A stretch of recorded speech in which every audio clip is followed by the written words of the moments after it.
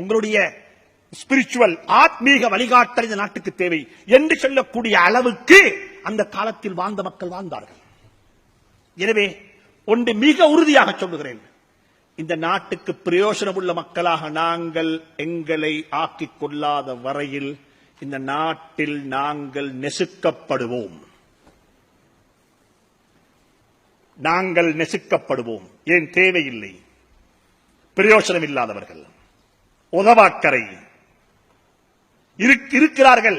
வளங்களை சாப்பிட்டு விட்டு அப்படியே முடித்து விடுவார்கள், வளங்களை அனுபவித்து விட்டு முடித்து விடுவார்கள். இது நான் சும்மா சொல்ல இல்லை உங்களுக்கு. இது ஒன்று நான் நீங்க நினைக்க வேண்டாம் இதெல்லாம் இவருக்கு கொட்டது சொல்றார் என்று சொல்லி. இது ஒரு ரிசர்ச் டாக்குமெண்ட். இது அட்டுல் கமா இன்சிடென்ட் நடந்ததுக்கு பிறகு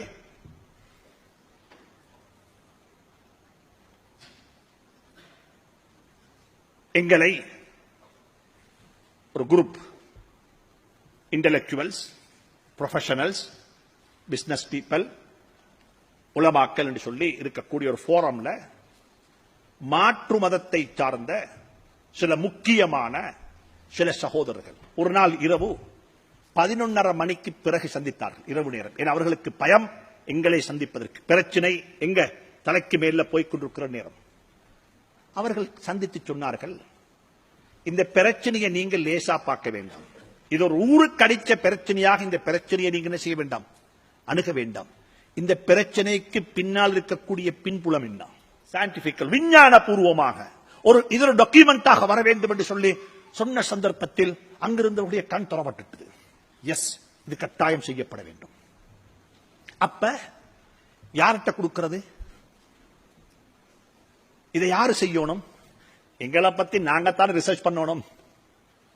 எங்களை பத்தி யார் ரிசர்ச் பண்ணணும்? நாங்கத்தான் பண்ணணும். தேடி பார்த்தா முஸ்லீம்களை பத்தி ரிசர்ச் பண்றதுக்கு முஸ்லீம்கள் ஒரு அமைப்பு இல்ல,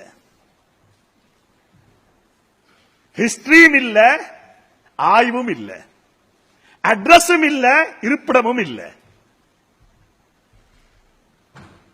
ரிசர்ச் உண்டு. எங்களை பத்தி நாங்க யாரு, எங்கள்கிட்ட பலகீனம் என்ன, எங்களுடைய ஸ்ட்ரென்த் என்ன, எங்களுக்கு இருக்கிற த்ரெட் என்ன, இதை பத்தி ஆய்வு செய்வதற்கு ஒரு போதுமான பொடி எங்கள்கிட்ட இல்ல என்ற முடிவுக்கு தான் வந்தார்கள். அப்ப யாரை பிடிச்சுவோம்? ஒரு ஏஜென்சி, மாற்று மதத்தை சார்ந்த சகோதரர்கள். அவர்களை அணுகி அவர்கள் நியாயமான ரிசர்ச், எல்டிடி அந்த பயங்கரவாத யுத்தத்துக்கு பின்னால இந்த நாட்டில் பல வகையான ரிசர்ச் செஞ்சிருக்கிறாங்க. அவங்களோட கையில் இதை பாரம் கொடுத்தோன்னே அவங்க இதுக்கு 700,000 rupees 7 லட்சம் ரூபாய் சார்ஜ் பண்ணினாங்க. அது ஒரு சகோதரர் கொடுத்தாரு, உடனே கொடுத்தாரு. இந்த டாக்குமெண்ட் கண்டிஷன் என்ன தெரியுமா? ஒரு அக்ரிமெண்ட் என்ன சொன்னால், இந்த ரிசர்ச் அவங்க செஞ்சு எங்களுக்கு அவர்கள் பிரசன்ட் பண்ணணும். ஒரு 100 பேரை கொண்ட ஒரு சபையில இந்த டாக்குமெண்ட் என்ன செய்யணும், பிரசன்ட் பண்ணணும். சரி, டன். டேட் டைம் எல்லாம் வச்சாச்சு. இத்தனாம் தேதிக்கு முந்தி செஞ்சிருப்போம். பெரிய ஒரு டாஸ்க். யாழ்ப்பாணத்திலிருந்து ஹம்பந்தட்ட வரைக்கும் இடப்பட்ட பிரதேசங்கள்ல இவர்கள் டிராவல் பண்ணி ஒவ்வொருத்தட்ட ஒப்பீனியன் எடுக்கணும். ஆய்வு என்று சொன்னா வெறுமனே புத்தகத்தை பார்த்து ஆய்வு செய்ய முடியாது. இந்த ஆய்வு ஒரு ஃபீல்ட் விசிட்டாகத்தான் அமையும். அப்படின்னு சொல்லி அவர்கள் இந்த ஆய்வெல்லாம் செஞ்சு முடிச்சிட்டு வந்து எங்களை சந்தித்தார்கள். சந்தித்த நேரத்தில் இவங்க ஒரு கொஞ்சம் இவங்களுடைய பேச்சில சின்ன ஒரு மாத்தம். என்ன மாத்தம் தெரியுமா? டாக்குமெண்ட் தாரோம் பிரசன்ட் பண்ணேதான். டாக்குமெண்ட் தாரோம் என்ன செய்ய முடியாது. அப்ப இல்ல, நீங்க பிரசன்ட் பண்ணணும்.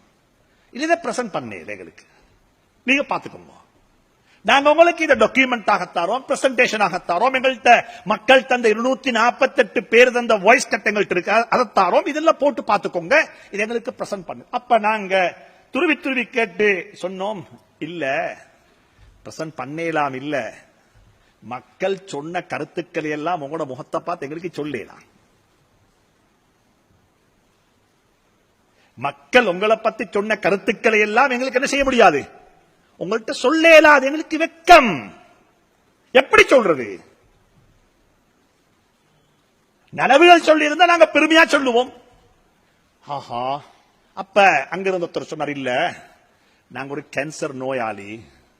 டாக்டர் வந்து நோயாளியை பார்த்து, என்ன உனக்கு கேன்சர் அழுக வரத்தான் செய்யும், அதுக்காக வேண்டி உனக்கு தலைவலின்னு வைத்தியம் செய்ய இயலாது, என்ன சொல்லணும்?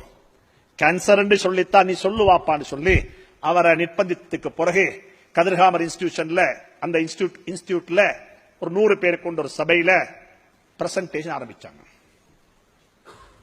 பிரசன்டேஷன்ல அவங்க சொல்லக்கூடிய கருத்துக்கள், மாற்று மதத்தை சார்ந்த சகோதரர்கள் சொல்லக்கூடிய கருத்துக்கள், பல்கலைக்கழகம் தொட்டு பள்ளிக்கூடம் வரைக்கும் முஸ்லீம்கள் யார், முஸ்லீம்களுடைய மனோநிலை என்ன, அதுல முதலாவது பாயிண்ட் என்ன தெரியுமா? அவர்கள் சொன்ன கருத்துல முதலாவது பாயிண்ட், முஸ்லீம்கள் இன்னும் நினைச்சு கொண்டிருக்கிறாங்க இந்த நாட்டுக்கு நாங்க விருந்தாளிகள். இந்த நாட்டில் நாங்க யாரு? நாங்க யாரு? விருந்தாளிகள். என்ன அர்த்தம் அப்படின்னா, நீங்க எல்லாம் எங்களுக்கு செலவழிச்சோட நாங்க ஒண்ணு செலவழிக்க மாட்டோம். எங்களுக்கு எல்லா ரைட்ஸும் இருக்குது, எங்களுக்கு எல்லாம் நீங்க தரோம், நாங்க பில் கட்ட மாட்டோம். விருந்தாளிகளாக வாங்கிட்டு போறோம். எங்களுக்கு இந்த தேசிய கீதம், இந்த நாட்டுக்கொடி, இந்த நாட்டுப்பற்று, இந்த நேஷனல் டே, வேற என்ன இருக்குது, இந்த டெங்கு ஒழிப்பு என்ன வந்தாலும் அது எங்களுக்கு பிரச்சனை இல்லாத நீங்க செய்யுங்க, நாங்க விருந்தாளிகள். இது ஒரு கண்ணோட்டம். இதுக்கு போட்டு காட்டினாங்க வாய்ஸ் எல்லாம். நேஷனல் எந்த ஒரு இஷ்யூலையும் முஸ்லிம்கள் பங்கெடுக்கிறல. முஸ்லிம்களுடைய பங்களிப்பு ரொம்ப குறைவாக இருக்கும். உண்டு. இரண்டாவது சொல்றாங்க, சுப்ஹானல்லாஹ், மக்களுடைய அப்சர்வேஷன், மக்களுடைய பார்வை. இரண்டாவது சொல்றாங்க, சுயநலவாதிகள். தண்டை வேலையை எப்படி சாதிச்சுக் கொள்ளணும் என்றது நல்லாக தெரியும். கியூல நிக்க மாட்டாங்க. எங்க நிக்க மாட்டாங்க? கியூல நிக்க மாட்டாங்க. தண்ட சமூகம் என்று வந்தா அரவணைத்துக் கொள்வார்கள். அப்படி சொல்லி போட்டு ஒரு டாக்டர் ஒருத்தர் கொடுத்த ஒரு சிசிடி கேமரால கொடுத்த ஒரு பிலிமை போட்டு காட்டினாங்க. என்ன மன்னிச்சுங்க சொல்றதுக்கு. ஒரு சகோதரி உட்கார்ந்து இருக்கிறா ஒரு ஹாஸ்பிட்டல் ஓபிடியில ஒரு டெஸ்க்ல. அவ கொஞ்சம் காலை விரிச்சு போட்டு உட்கார்ந்து இருக்கிற. இங்களையும் 2 இன்ச்சு இருக்குது, இங்களையும் 2 இன்ச்சு இருக்குது. அவ உட்கார்ந்து இருக்கிற 8 இன்ச்சில. அப்ப கொஞ்சம் இங்குத்தானே இந்த வாழ்க்கை சரி. அவ உட்கார்ந்து கொண்டு முன்னுக்கு மக்கள் நிக்கிறாங்க. இவ பாக்குறா இல்ல, இவ கீழே தான் பார்த்து கொண்டிருக்கா. இப்படி கீழுக்கு பார்த்து கொண்டு இருக்கிறா. அப்ப எத்தனையோ பேர் கையில புள்ளைய வச்சுக்கொண்டு கையில சுமந்து கொண்டு அப்படி சும்மா நிக்கிறாங்க. எல்லாரும் இங்க பாக்குறாங்க, யாரும் கேட்கறாங்க. இவவும் நல்லா விரிச்சு உட்கார்ந்து இருக்கிற. இங்களை கொஞ்சம் இடம் இருக்குது. அப்படி இருக்கக்குள்ள இன்னும் ஒரு அபாயா போட்ட பொம்புல வந்தா. அவ கூப்பிட்டு இங்கிட்டாவி யாரு கடத்த கொடுத்தான்? இந்த டாக்டர் இதை துண்டெடுத்து யாரை கொடுத்தீங்க? இதுதான் இந்த சமூகம். இதுதான் இந்த சமூகம். எங்களை இப்படி எல்லாம் அப்சர்வ் பண்றாங்க. அவங்க பார்க்கிறது சரி, பிழை அல்ல, பார்க்கத்தான் வேணும்.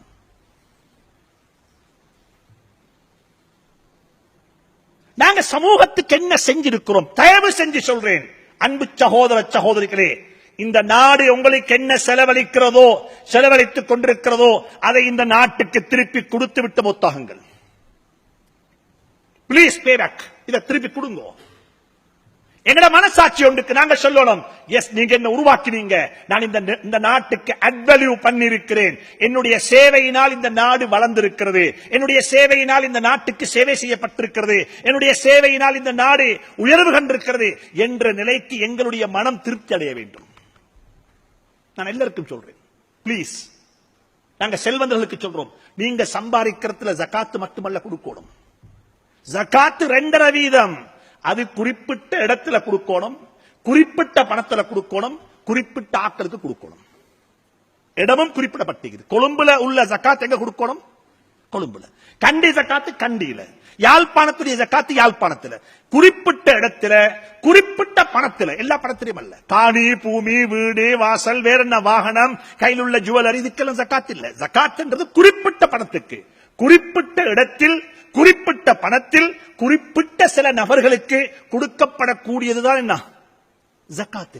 ஜகாத்தை கொண்டு மட்டுமல்ல, நாங்க யாருக்கு சொல்றோம்? உங்களுக்கும் சொல்லுகிறோம். உங்களுக்கும் சொல்லுகிறோம். கொடுக்கிறன்றது பணக்காரர் மட்டுமல்ல, ஏழையும் கொடுக்கணும். ஏழையும் கொடுக்கணும். கொடுப்போம், இருக்கிறதை கொடுப்போம், வளர்ப்போம், அல்லாஹ் வளர்ப்பான். எனவே இந்த நிலை தான் சமூகத்தில் வர வேண்டும். இந்த மாற்றம் சமூகத்தில் வரும் என்றிருந்தால் சமூகம் இன்ஷா அல்லாஹ் வளர்ந்து மேல வந்துடும்.